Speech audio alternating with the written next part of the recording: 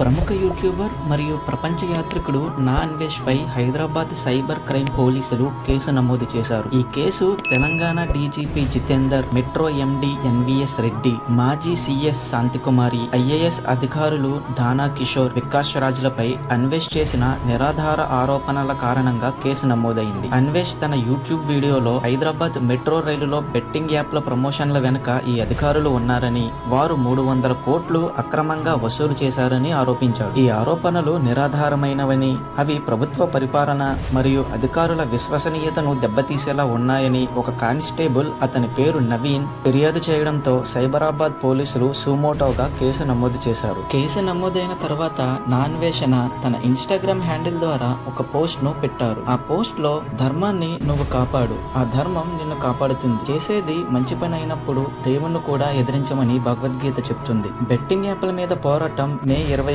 వరకు, IPL final వరకు ఆపే ప్రసక్తే లేదు. నా దగ్గర ఉన్న 40 లక్షల రూపాయలు బెట్టింగ్ బాధితులకి అందాలి. కర్మకి నేనంటే భయం, ఎందుకంటే నా దగ్గర ధర్మం అనే అస్త్రం ఉంది. నేను నా ప్రాణం పోయినా తప్పు చేయను అని పెట్టారు. దీని మీద మీ అభిప్రాయం ఏమిటి?